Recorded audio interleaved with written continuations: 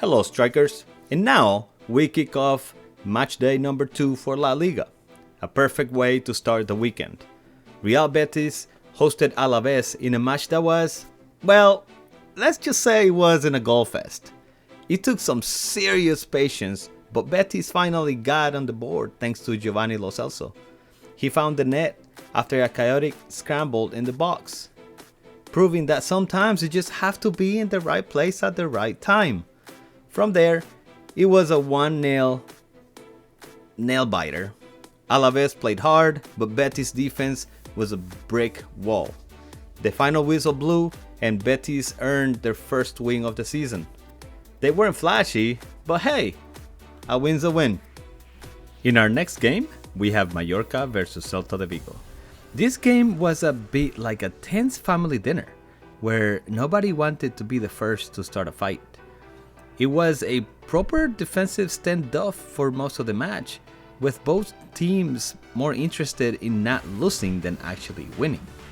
Then out of nowhere, Jaume Costa scored for Mallorca, and it looked like they were going to get the win. But Celta de Vigo's Iago Aspas had other plans, and he came out with a massive equalizer. In the end, it finished as a 1-1 draw, a fair result for two teams who seem to be sharing the same playbook. Be careful. It seems Atletico de Madrid's offense went on vacation and forgot to tell everyone. In a game of possession versus purpose, these two teams settled for a draw. Atletico looked like they were on a right track when Alexander Sorloth scored just 8 minutes in, but their lead vanished quicker than a free weekend. Elche's Rafa Mir came up with an equalizer 7 minutes later, and from there, it was a proper defensive standoff. Atletico spent the rest of the match trying to crack the Elche's code, but it was like running into a brick wall. The final score was a 1-1 draw. Atletico must be wondering what they have to do to score, while Elche will be delighted with a point that proves they don't need to hog the ball to get the job done. It seems Barcelona's defense went on vacation for the first half of this match. In a game of comeback versus choke, Barcelona came out up top with a 3-2 victory.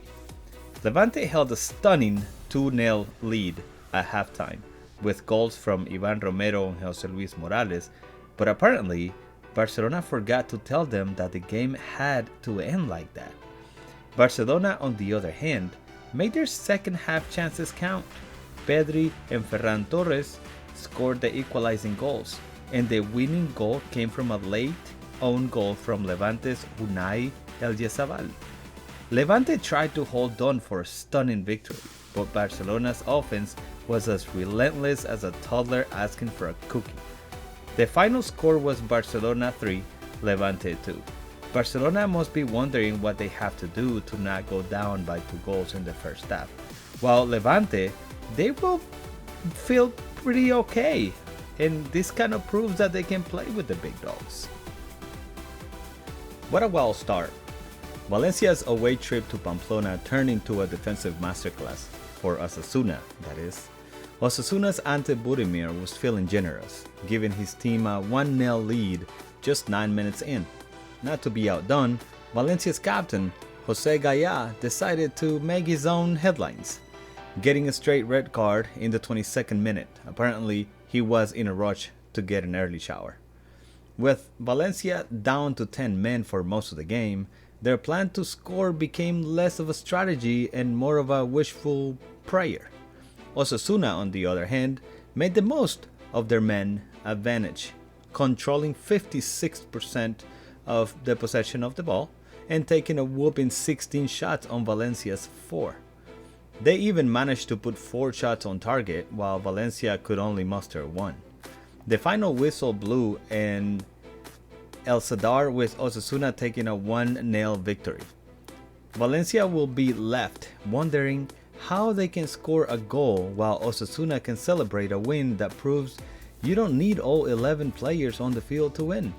Oh wait, it was Valencia that was down a man. Well, they still prove you don't need a full squad to put on a show. Hold on to your sombreros, because Real Sociedad and Espanyol was an absolute tale of two halves. Espanyol came out swinging, looking like a team on a mission to win. Pere Milla and Javi Puado got on the scoreboard, with Puado even converting a penalty just before halftime whistle.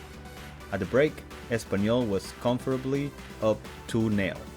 But then the second half happened.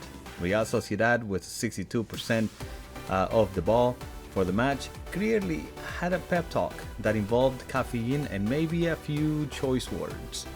They roared back with a vengeance.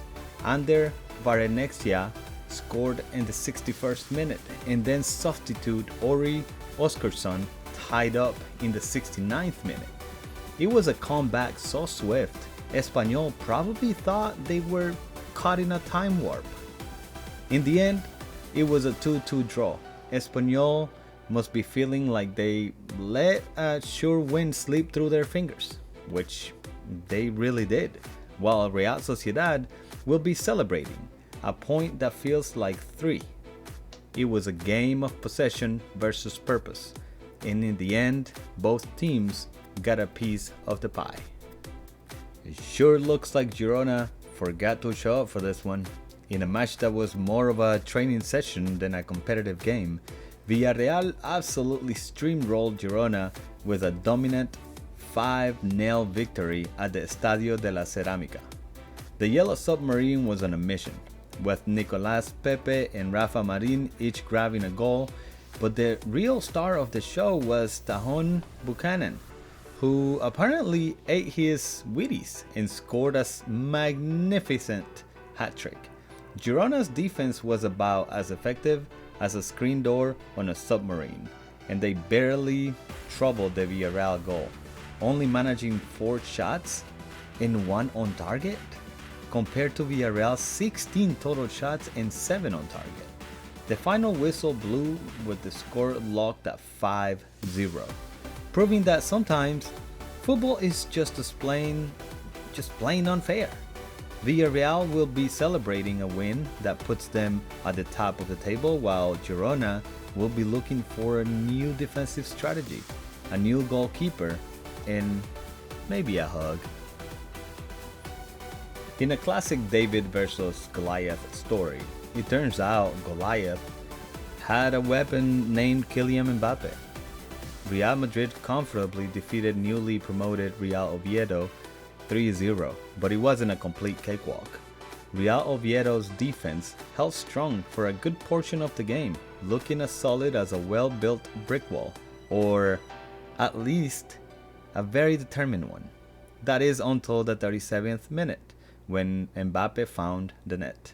He wasn't done, scoring a second in the 83rd minute, proving that a single Mbappe is a lot to handle, and 2 Mbappe goals are even more so. Vinicius Jr., not to be outdone, came off the bench and added a final goal in stoppage time, because why the heck not? Madrid completely dominated with a 65% possession and a massive 26 shots to Oviedo's 6. Oviedo didn't get any red cards, but Vinicius did pick up a yellow for a dive. Imagine that. Much to be crowd's delight. The final whistle blew with the score at 3-0.